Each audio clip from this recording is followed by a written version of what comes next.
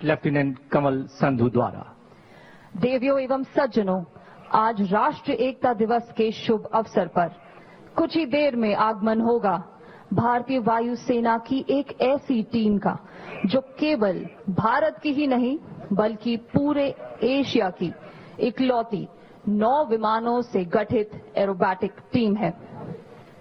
भारत के लौह पुरुष श्री सरदार वल्लभ भाई पटेल जी को आज हमारे ये जाबाज पायलट्स प्रदान करेंगे एक अनोखी आकाशीय सल्यूट।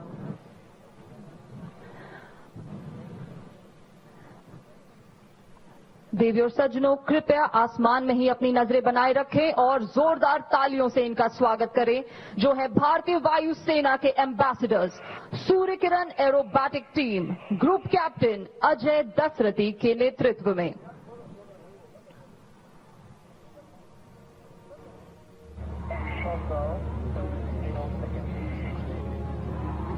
बहुत ही जल्द आपको एक नहीं, 2 नहीं बल्कि 9 विमान एक साथ आसमान में नजर आने वाले हैं और ये दिखाएंगे आपको कुछ दिलचस्प एरोबैटिक मैनूवर्स। ये रहे ठीक आपके सामने।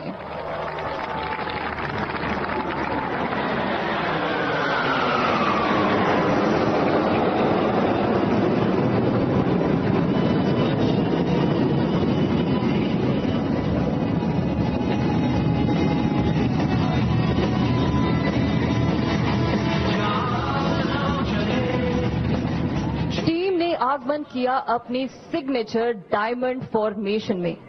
ये विमान एक दूसरे से मात्र 5 मीटर की दूरी पर उड़ान भरते हुए कंधे से कंधा मिलाकर कुछ इस प्रकार उड़ान भर रहे हैं मानो एकता की अदृश्य डोर से बंधे हुए हो। अब जल्द ही विमान एक साथ आपको स्टैचू ऑफ यूनिटी की दिशा से आगमन करते नजर आएंगे। अगली प्रस्तुति में ये दर्शाएंगे कि किस प्रकार भारत की सभी सेनाएं एकजुट होकर देश की सुरक्षा और राष्ट्र निर्माण में अत्यंत महत्वपूर्ण भूमिका निभाते हैं। आपकी दाहिनी ओर से प्रस्तुत है टीम की यूनिटी फॉर्मेशन। से मिलते हैं कंधे कदमों से कदम मिलते हैं, हम चलते हैं जब ऐसे तो दिल दुश्मन के हिलते हैं। कंधों से मिलते हैं कंधे कदमों से कदम मिलते हैं, हम चलते हैं जब ऐसे तो दिल दुश्मन के हिलते हैं। हम सरहदों के वास्ते लोहे की दीवार है, हम दुश्मनों के वास्ते होशियार है, तैयार। जिस तरह भारत की ताकत है हमारी एकता, उसी तरह सूर्य किरण टीम की ताकत है उनका तालमेल। हर एक पायलट एक दूसरे पर अटूट भरोसा रखता है।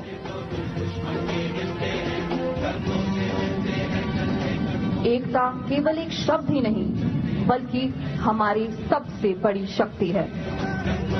दर्शकों, अब कृपया सरदार सरोवर बांध यानी अपनी बाईं तरफ अपनी नजरें ले जाएं, क्योंकि अब एक विमान आपको दिखलाएगा hawk mark 132 advance jet trainer का एक बहुत ही शानदार नजारा।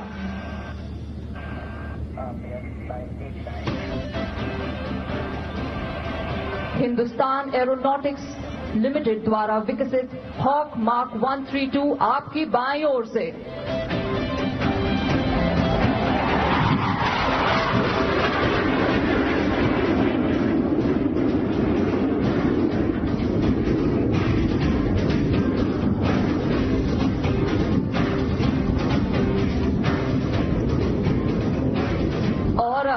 स्टैचू ऑफ यूनिटी की दिशा से एक और बार आगमन करते नजर आएंगे आपको हमारे टीम के विमान, जिसमें आप देखेंगे कैसे सीधी उड़ान भरते 3 विमान दर्शाएंगे एकता के 3 स्तंभ यानी प्रेम, विश्वास और सद्भावना। और उनके इर्द गिर्द उड़ान भरते 2 विमान दर्शाएंगे आपको राष्ट्रीय एकता के रक्षक यानी हमारी भारतीय सशस्त्र सेनाएं। भारत के लौह पुरुष श्री सरदार वल्लभ भाई पटेल जी को समर्पित ये अगला कर्तव्य कहलाता है एकता अभिरक्षक।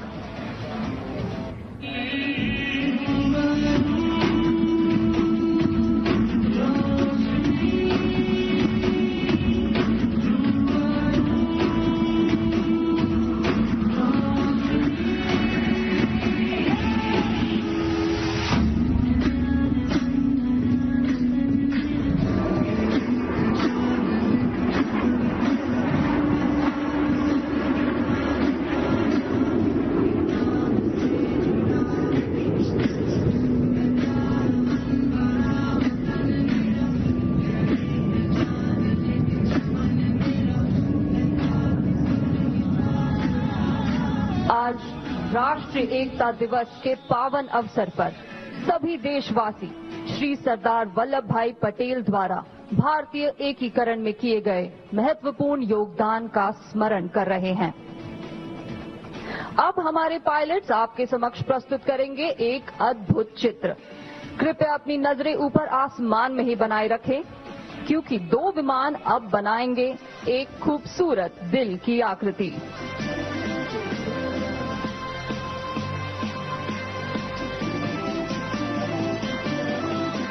कुछ ही क्षणों में ऊपर आसमान में उड़ान भरते आपको नजर आएंगे 2 विमान।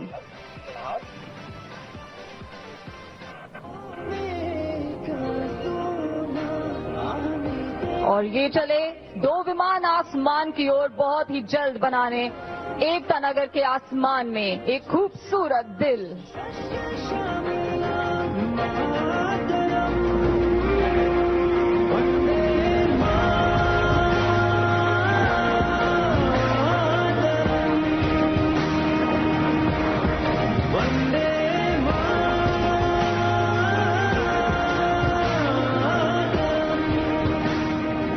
आज आकाश में बन रहा ये दिल इस बात का प्रतीक है कि भारत माँ के प्रति हम सभी देशवासियों के दिल एक साथ धड़कते हैं।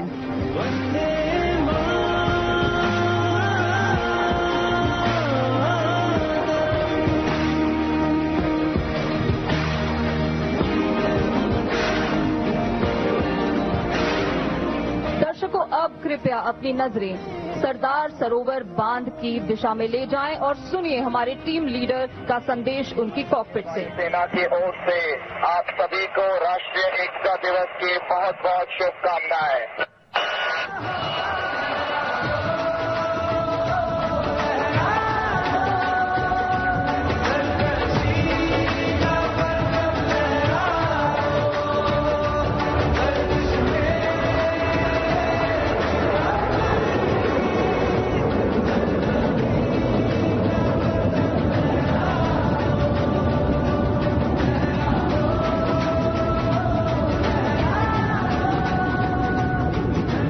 आशा है कि ये प्रदर्शन देखकर आपको भी उतना ही आनंद और गर्व का अनुभव हुआ होगा जितना हमें इसे आपके समक्ष प्रस्तुत करके हुआ है।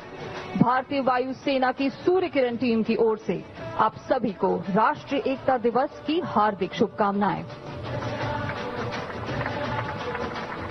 देवियों तथा सज्जनों, भारतीय वायुसेना के साहस भरे रोमांचक फ्लाई पास्ट के उपरांत अब समय है संगठित और सुदृढ़ भारत को आकार देने वाले आजाद भारत के प्रथम उप प्रधानमंत्री, प्रथम गृह मंत्री, भारत रत्न लौह पुरुष सरदार वल्लभ भाई पटेल की ओजस्वी वाणी और मूल्यवान विचारों को आत्मसात करने का।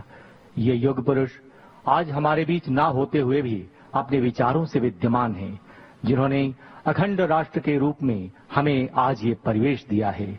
आइए उसी महामानव के इस रिकॉर्डेड संबोधन से हम अपने आप को धन्य करते हैं।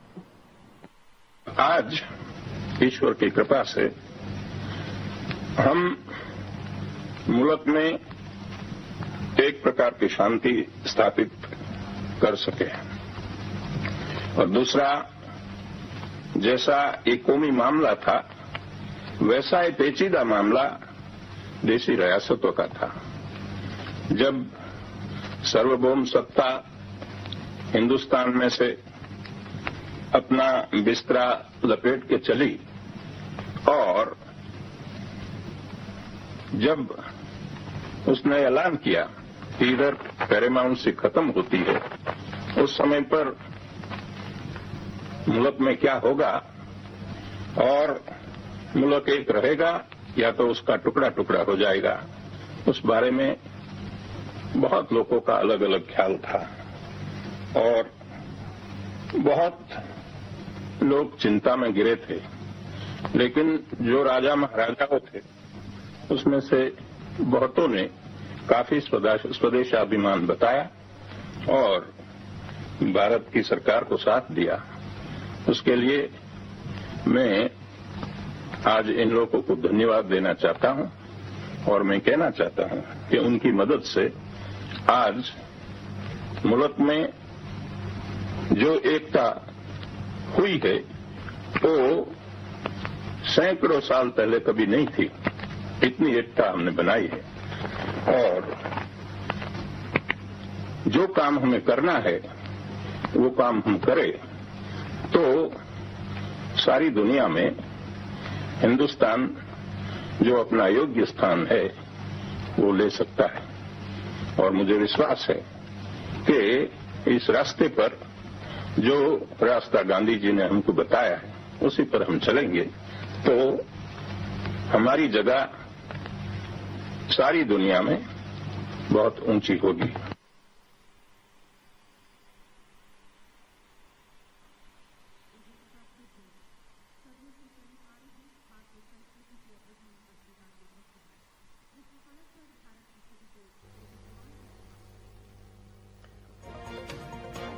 તો આ દ્રશ્ય તમારી ટીવી સ્ક્રીન પર તમે જોઈ રહ્યા છો સ્ટેચ્યુ ઓફ યુનિટી ખાતેથી કે જ્યાં કેવડિયા ખાતે આજે લોખંડી પુરુષ સરદાર વલ્લભભાઈ પટેલની 150મી જન્મ જયંતિની ઉજવણી માટેનો કાર્યક્રમ અને પ્રધાનમંત્રી મોદી પણ ત્યાં ઉપસ્થિત। આ વખતે પહેલીવાર વિવિધ ટેબ્લોનું પણ આયોજન અને મોટી સંખ્યામાં અહીં લોકો પણ ઉપસ્થિત।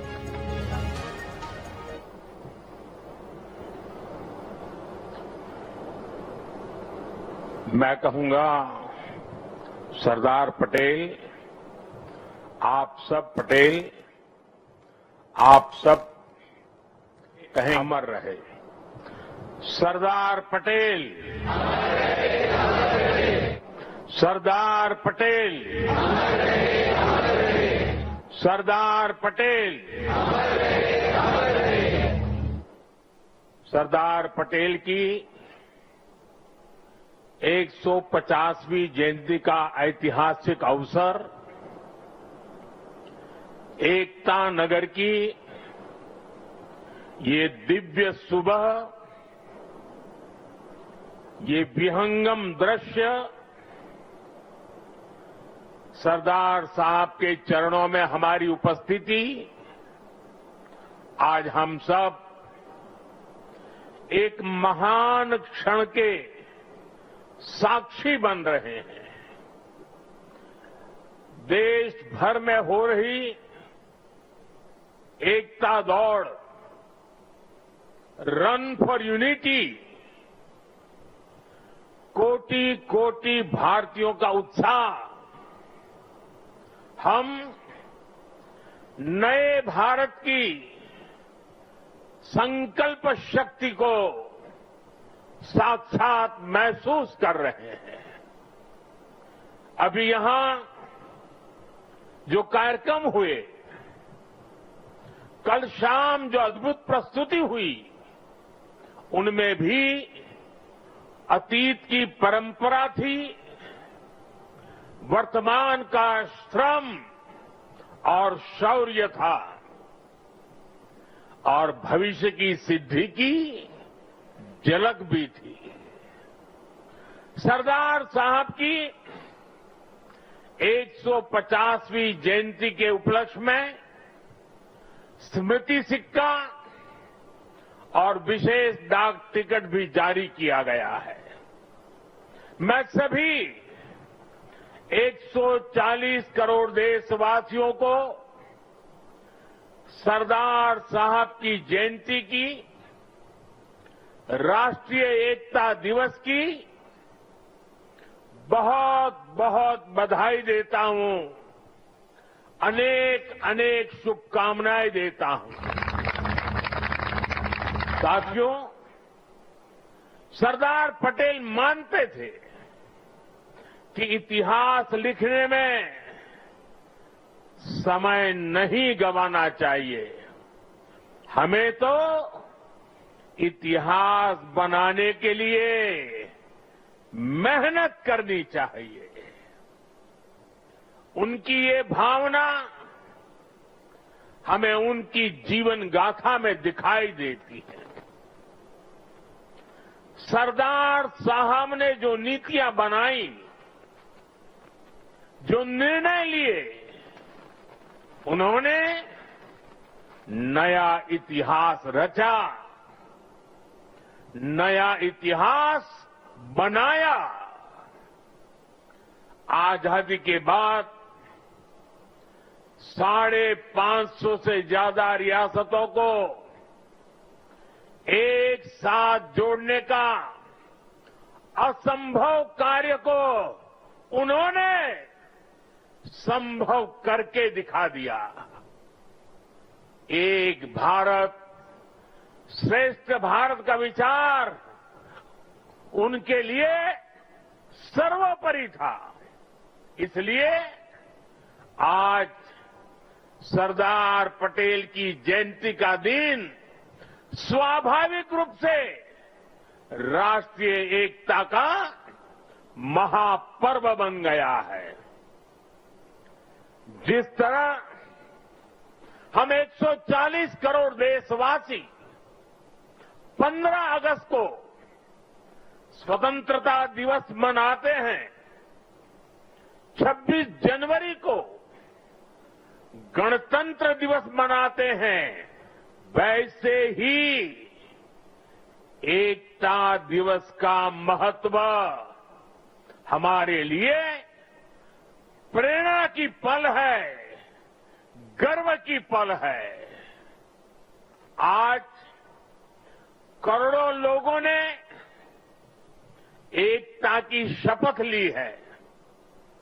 हमने संकल्प लिया है कि हम ऐसे कार्यों को बढ़ावा देंगे जो देश की एकता को मजबूती दें।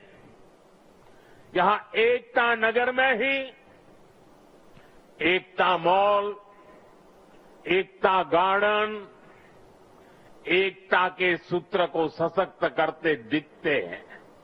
साथियों, हर ऐसी बात जो देश की एकता को कमजोर करती है, हर देशवासी को उससे दूर रहना है, ये राष्ट्रीय कर्तव्य है। ये सरदार साहब को सच्ची श्रद्धांजलि है। यही आज देश की जरूरत है। यही आज एकता दिवस का हर भारतीय के लिए संदेश भी है, संकल्प भी है। साथियों, सरदार साहब ने देश की संप्रभुता को सबसे ऊपर रखा, लेकिन दुर्भाग्य से सरदार साहब के निधन के बाद के वर्षों में देश की संप्रभुता को लेकर तब की सरकारों में उतनी गंभीरता नहीं रही। एक और कश्मीर में हुई गलतियां, दूसरी ओर पूर्वोत्तर में पैदा हुई समस्याएं और देश भर में जगह जगह पनपा नक्सलवाद, माओवादी आतंक, ये देश की संप्रभुता को सीधी चुनौतियां थी। लेकिन उस दौर की सरकारों ने सरदार साहब की नीतियों पर चलने की जगह रीढ़ विहीन रवैये को चुना। इसका परिणाम देश ने हिंसा और रक्तपात के रूप में झेला। साथियों, आज की युवा पीढ़ी में बहुत से लोगों को पता नहीं होगा, सरदार साहब चाहते थे जैसे उन्होंने बाकी रियासतों का विलय किया, वैसे ही पूरे कश्मीर का विलय हो। लेकिन नेहरू जी ने उनकी वो इच्छा पूरी नहीं होने दी। कश्मीर को अलग संविधान और अलग निशान से बांट दिया गया। साथियों, कश्मीर पर कांग्रेस ने जो गलती की थी, उसकी आग में देश दशकों तक जलता रहा। कांग्रेस की लचर नीतियों के कारण कश्मीर का एक हिस्सा पाकिस्तान के अवैध कब्जे में चला गया। पाकिस्तान ने आतंकवाद को हवा दी। State sponsored terrorism. साथियों, कश्मीर और देश को इतनी बड़ी कीमत चुकानी पड़ी, लेकिन फिर भी कांग्रेस हमेशा आतंकवाद के आगे नतमस्तक रही। साथियों, कांग्रेस ने सरदार साहब के विजन को भुला दिया, लेकिन हम नहीं भूले। 2014 के बाद देश ने एक बार फिर उनकी प्रेरणा से भरी फौलादी इच्छा शक्ति को देखा है। आज कश्मीर आर्टिकल 370 की जंजीरों को तोड़कर पूरी तरह मुख्य धारा से जुड़ चुका है। आज पाकिस्तान और आतंक के आकाओं को भी पता चला है कि भारत की असली ताकत क्या है। ऑपरेशन सिंदूर में पूरी दुनिया ने देखा है, आज अगर कोई भारत पर आंख उठाता है तो भारत घर में घुसकर मारता है।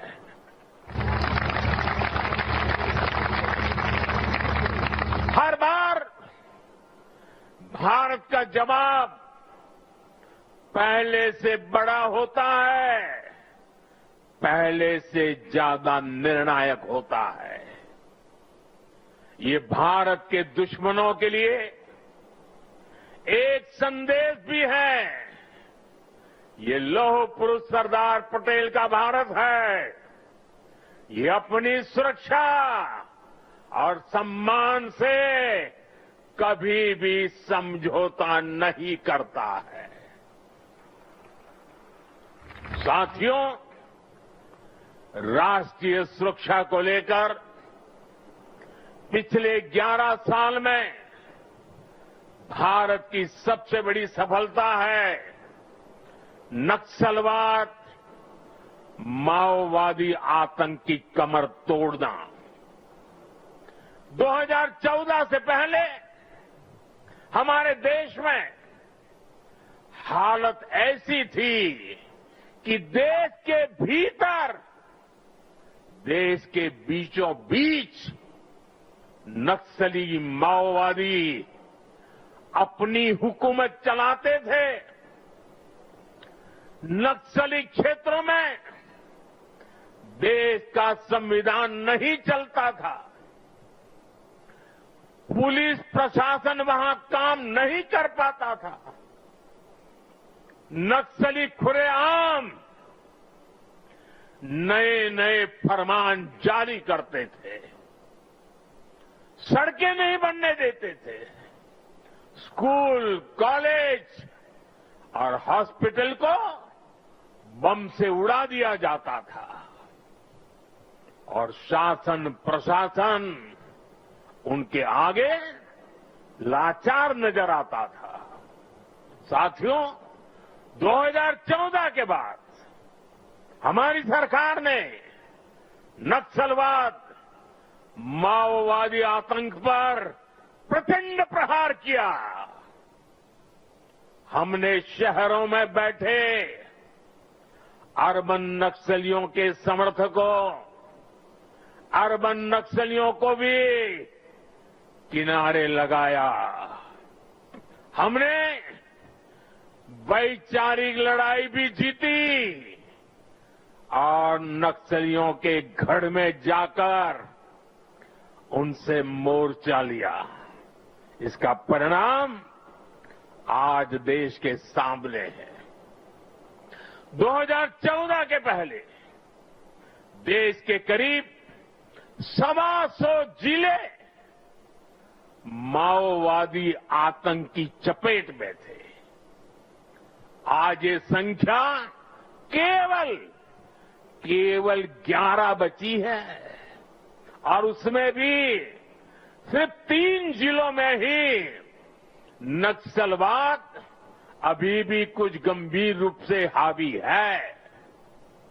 और आज मैं सरदार पटेल के सानिध्य में एकता नगर की इस धरती से पूरे देश को भरोसा दिलाता हूं, जब तक देश नक्सलवाद, माओवाद, उस आतंक से पूरी तरह मुक्त नहीं हो जाता,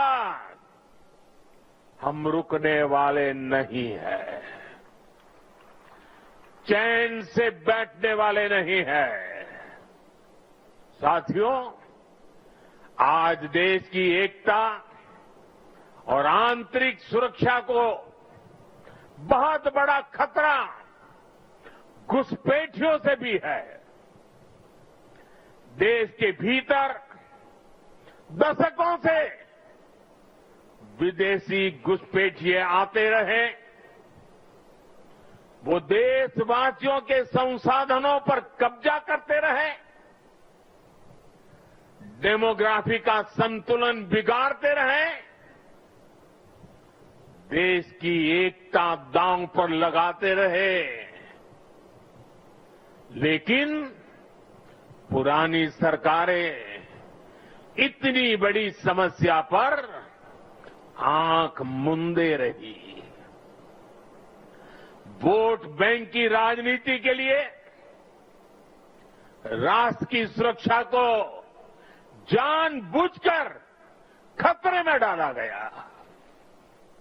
अब पहली बार देश ने इस बड़े खतरे के खिलाफ भी निर्णायक लड़ाई लड़ने की ठानी है। लाल किले से मैंने डेमोग्राफी मिशन का ऐलान किया है, लेकिन साथियों, अब आज जब हम इस विषय को गंभीरता से उठा रहे हैं, तो कुछ लोग देश हित से ज्यादा अपने स्वार्थ को ऊपर रख रहे हैं। ये लोग घुसपैठियों को अधिकार दिलाने के लिए राजनीतिक लड़ाई लड़ रहे हैं। इनको लगता है कि देश एक बार टूट गया, आगे भी टूटता रहे, इनको कोई फर्क नहीं पड़ता। जबकि सच्चाई ये है कि अगर देश की सुरक्षा और पहचान खतरे में आएगी, तो हर व्यक्ति खतरे में आएगा। इसलिए हमें आज राष्ट्रीय एकता दिवस पर फिर से संकल्प लेना है। हम भारत में रह रहे हर घुसपैठिए को बाहर निकाल करके ही रहेंगे। साथियों, जब हम लोकतंत्र में राष्ट्रीय एकता की बात करते हैं, तो इसका एक स्वरूप ये भी है कि हम विचारों की विविधता का सम्मान करें। लोकतंत्र में मतभेद स्वीकार्य है, मनभेद नहीं होना चाहिए। लेकिन विडंबना देखिए, आजादी के बाद जिन लोगों को देश ने दायित्व सौंपा, उन्हीं लोगों ने वी द पीपल की स्पिरिट की हत्या करने का प्रयास किया। उन्होंने अपनी सोच और विचारधारा से अलग हर व्यक्ति और संगठन का तिरस्कार किया, उसे डिस्क्रेडिट करने की कोशिश की। देश में राजनैतिक छुआछूत को एक कल्चर बना दिया गया था। हम सभी को पता है, कांग्रेस सरकारों में सरदार पटेल और उनकी लेगेसी के साथ क्या क्या हुआ है। इन लोगों ने बाबा साहब आम्बेडकर के साथ जीते जी और उनके जाने के बाद भी क्या किया, नेताजी सुभाष चंद्र के साथ क्या किया, डॉक्टर लोहिया और जयप्रकाश नारायण जैसे लोगों के साथ भी कांग्रेस ने यही किया। इस साल राष्ट्रीय स्वयंसेवक संघ के आरएसएस के 100 वर्ष पूरे हुए हैं। संघ पर भी कैसे कैसे हमले किए गए, षड्यंत्र किए गए। एक पार्टी, एक परिवार के बाहर हर व्यक्ति और हर विचार को अछूत बनाने की भरसक कोशिश हुई। भाइयों और बहनों, हमें गर्व है कि हमने देश को बांटने वाली इस राजनीतिक छुआछूत को खत्म किया है। हमने सरदार पटेल की स्टैच्यू ऑफ यूनिटी बनाई, हमने बाबा साहब के पंच तीर्थ बनवाए। दिल्ली में बाबा साहब का घर, उनका महापरिनिर्वाण स्थल कांग्रेस के दौर में उपेक्षा की वजह से दुर्दशा का शिकार था। हमने उस पवित्र स्थल को ऐतिहासिक मेमोरियल में बदला है। कांग्रेस के समय में सिर्फ एक पूर्व प्रधानमंत्री के नाम पर म्यूजियम था। हमने देश के अब जितने भी पीएम हुए हैं, उन सब के योगदान को समर्पित राजनीतिक छुआछूत से ऊपर उठ करके पीएम म्यूजियम बनाया है। हमने कर्पूरी ठाकुर जैसे जननायक को भारत रत्न दिया। पूरे जीवन कांग्रेस को समर्पित रहने वाले प्रणब दा को हमने भारत रत्न दिया और विरोधी विचार वाले मुलायम सिंह यादव जी जैसे नेता को भी हमने पद्म पुरस्कार से सम्मानित किया। इन फैसलों के पीछे सोच यही थी कि राजनैतिक मतभेदों से ऊपर उठकर देश के लिए एकजुट होने की भावना मजबूत हो। ऑपरेशन सिंदूर के बाद विदेशों में गए हमारे सर्वदलीय प्रतिनिधि मंडल में भी हमने एकता की इस झलक को देखी है। साथियों, राजनीति हितों के लिए देश की एकता पर प्रहार की सोच ये गुलामी की मानसिकता का हिस्सा है। कांग्रेस ने अंग्रेजों से केवल पार्टी और सत्ता ही नहीं पाई, बल्कि कांग्रेस ने गुलामी की मानसिकता को भी आत्मसात कर लिया था। आप देखिए, अभी कुछ दिन बाद ही हमारे राष्ट्रगीत वंदे मातरम के 150 साल होने जा रहे हैं। 1905 में जब अंग्रेजों ने बंगाल का विभाजन किया, उसके प्रतिरोध में वंदे मातरम हर देशवासी का स्वर बन गया था। वंदे मातरम देश की एकता और एकजुटता की आवाज बन गया था। अंग्रेजों ने वंदे मातरम बोलने की बात तक बैन लगाने की कोशिश की थी। अंग्रेज इस कोशिश में कभी भी कामयाब नहीं हो पाए। कई हिंदुस्तान के कोने से वंदे मातरम का नारा गुंजता ही रहा।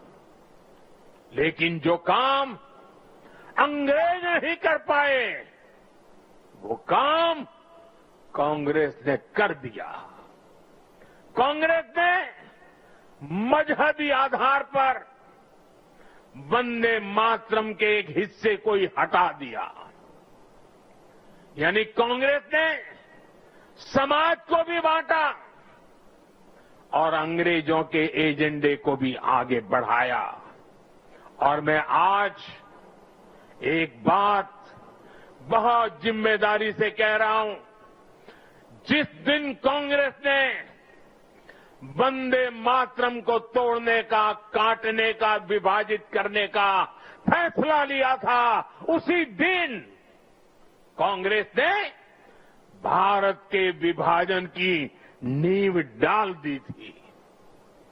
कांग्रेस ने वो पाप नहीं किया होता तो आज भारत की तस्वीर कुछ और होती। साथियों, उस समय सरकार में बैठे लोगों की ऐसी सोच के कारण ही देश ने इतने दशकों तक गुलामी के प्रतीकों को भी ढोया। आप याद करिए, हमारी नेवी के झंडे से गुलामी का निशाना, गुलामी का निशान तब उतरा जब आपने हमें देश की सेवा करने का अवसर दिया। हमारी सरकार आई। राजपथ कर्तव्य पथ तब बना जब हमने ये बदलाव किया। आजादी की लड़ाई में क्रांतिकारियों के बलिदानों का स्थान अंडमान की सेल्युलर जेल, उसे राष्ट्रीय स्मारक का दर्जा तब मिल पाया था जब मोरारजी भाई देसाई की सरकार आई थी। अंडमान के द्वीपों के नाम कुछ समय पहले तक अंग्रेजों के नाम पर ही थे। हमने ये नाम नेताजी सुभाष के नाम पर रखे। कई द्वीपों को परमवीर चक्र विजेताओं का नाम दिया। इंडिया गेट पर भी हमने नेताजी सुभाष की प्रतिमा लगाई। साथियों, देश की सुरक्षा में शहीद हुए जवानों तक को गुलामी की मानसिकता के कारण सही सम्मान नहीं मिलता था।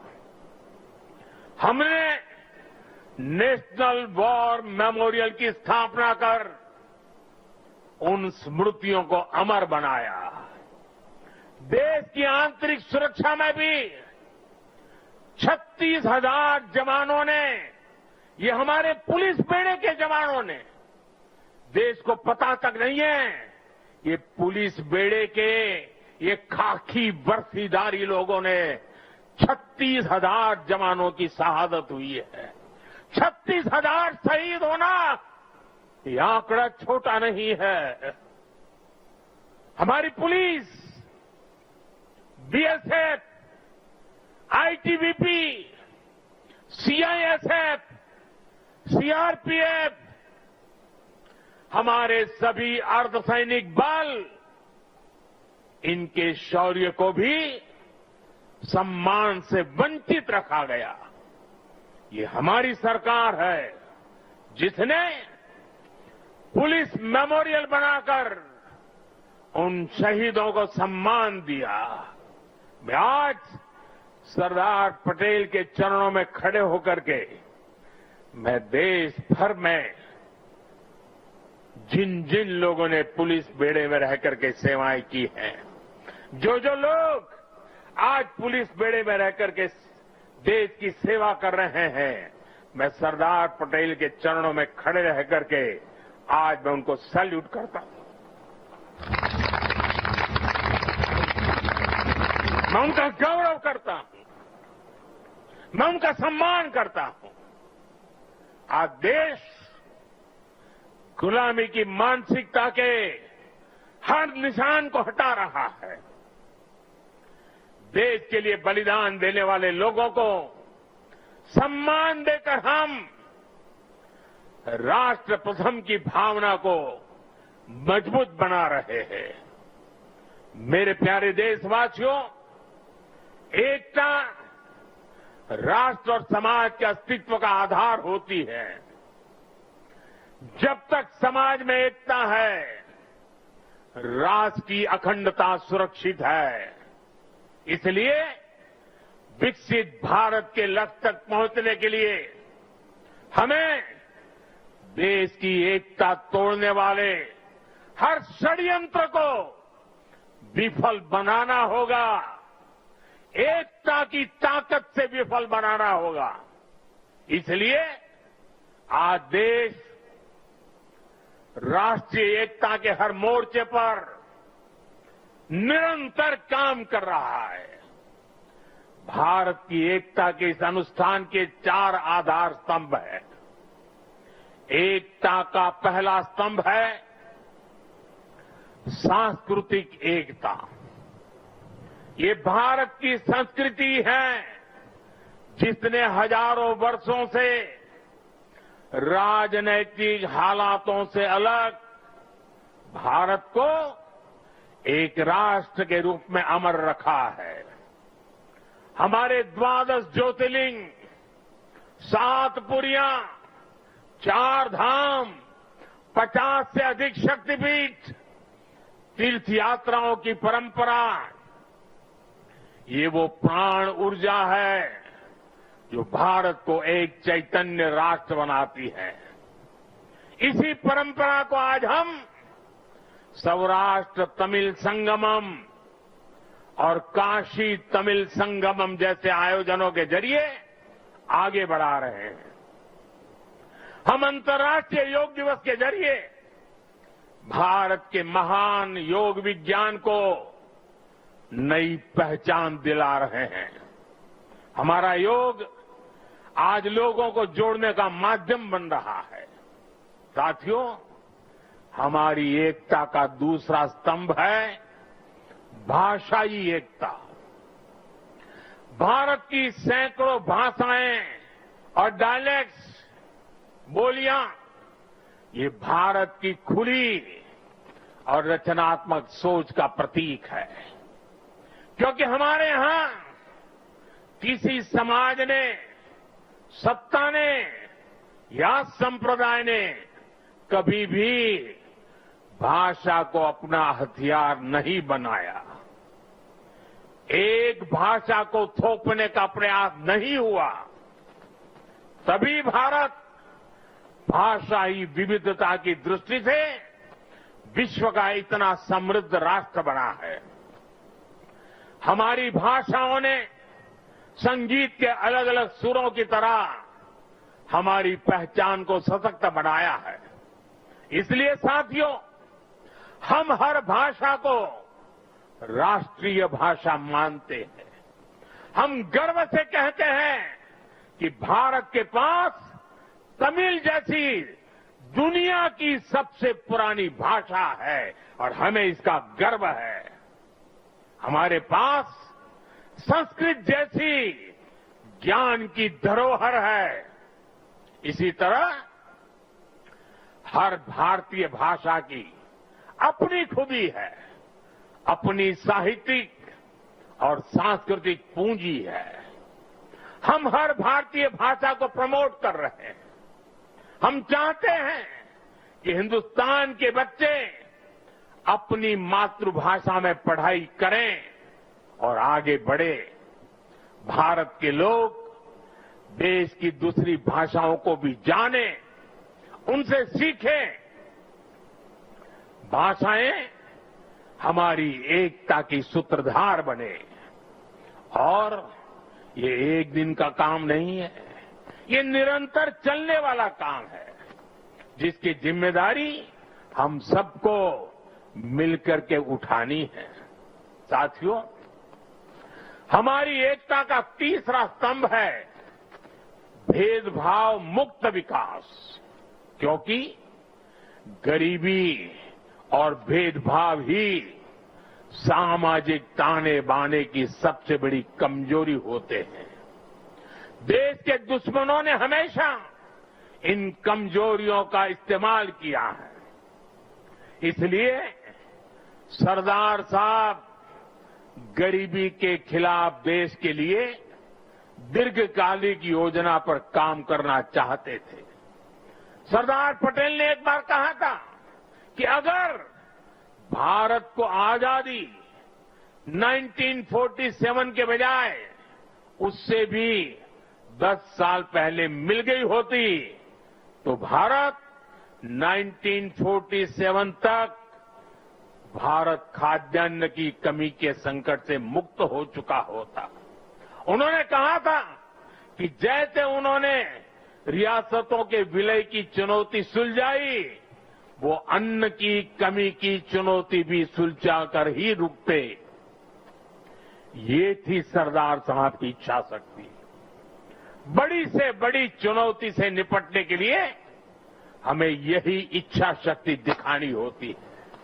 और मुझे गर्व है कि हमारी सरकार सरदार साहब के इन अधूरे संकल्प को भी पूरा करने में लगी है।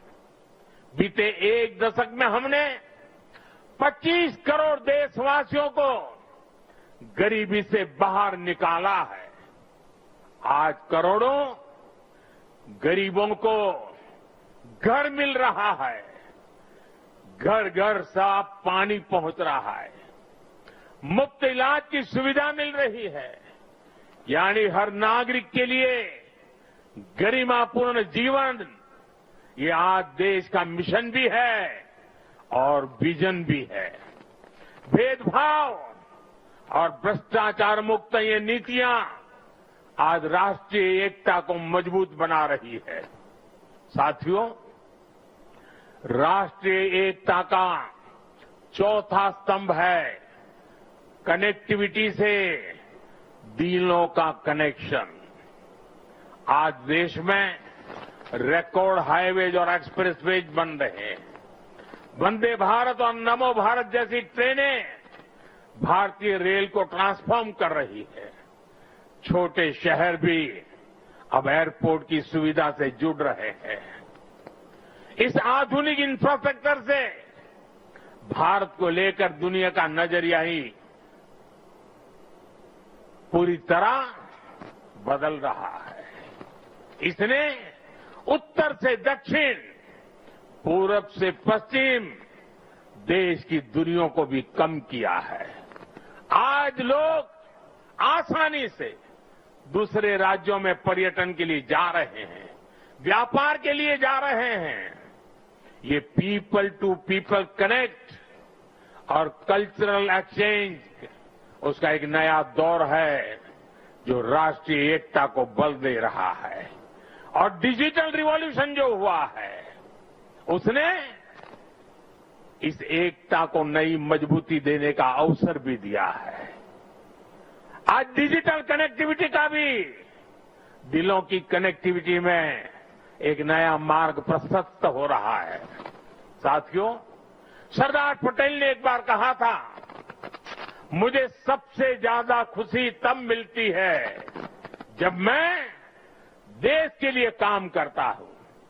मैं भी आज हर देशवासी से यही आह्वान करता हूं। देश के लिए काम करने से बड़ी खुशी कोई और नहीं हो सकती। मां भारती की साधना हर देशवासी की सबसे बड़ी आराधना है। जब 140 करोड़ भारतवासी एक साथ खड़े हो जाते हैं तो चट्टानें खुद रास्ता छोड़ देती हैं। जब 140 करोड़ देशवासी एक स्वर में बोलते हैं तो वो शब्द भारत की सफलता का उद्घोष बन जाते हैं। हमें एकता के इसी मूल मंत्र को अपना संकल्प बनाना है। हमें बंटना नहीं है, हमें कमजोर नहीं पड़ना है। यही सरदार साहब के लिए हमारी सच्ची श्रद्धांजलि है। मुझे विश्वास है हम सब साथ मिलकर एक भारत श्रेष्ठ भारत के संकल्प को मजबूती देंगे। हम साथ मिलकर विकसित भारत और आत्मनिर्भर भारत के सपने को पूरा करेंगे। इसी भाव के साथ मैं एक बार फिर सरदार साहब के चरणों में श्रद्धांजलि देता हूं। मेरे साथ बोलिए, भारत माता की आवाज देश के हर कोने में पहुंचनी चाहिए। साथियों, भारत माता की, भारत माता की, भारत माता की, वंदे वंदे वंदे वंदे वंदे वंदे वंदे। आप सबका बहुत बहुत धन्यवाद। बहुत बहुत धन्यवाद माननीय प्रधानमंत्री श्री आपका, आपके प्रेरक एवं एकता के भावों से परिपूर्ण संबोधन के लिए।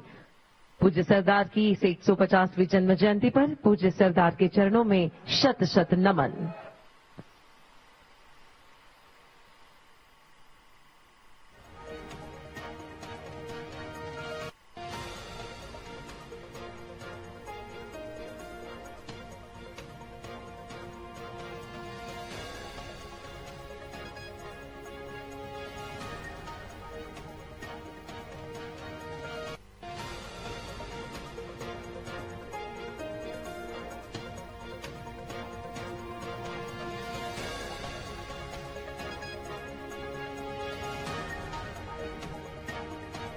ખાતેથી પ્રધાનમંત્રી મોદીએ સંબોધન કર્યું।